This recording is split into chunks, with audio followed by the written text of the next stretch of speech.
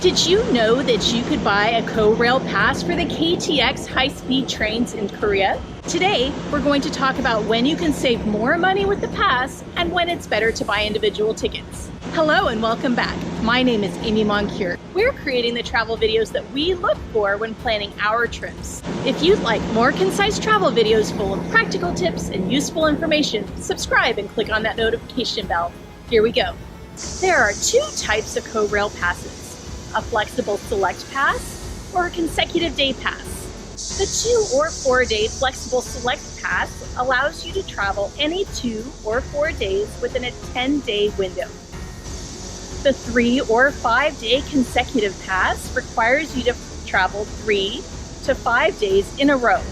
Let's look at the flexible select 2-day pass traveling from Seoul to Busan. A 2-day flexible select group pass from Seoul to Busan saves you 8,600 won, about $9 US. If you take that same trip from Suwon to Busan, it actually ends up costing you 13,000 won more if you use the pass. Another instance, the 2-day select flexible group pass can save you 6,400 won, about $7 US.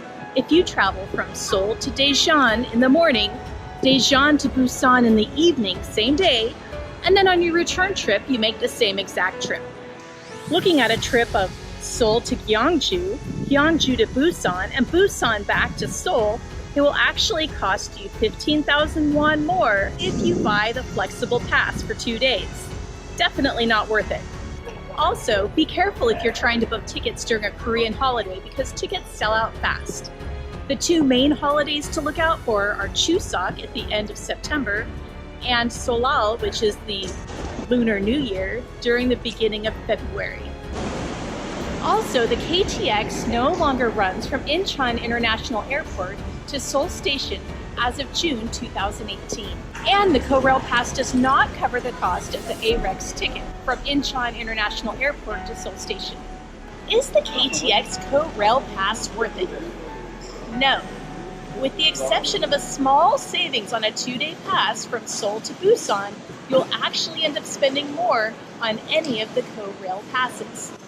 KTX tickets are reasonable enough, it's better to just buy the tickets once you get here. Let us know what other questions you have about traveling in Korea. Until next time, cheers!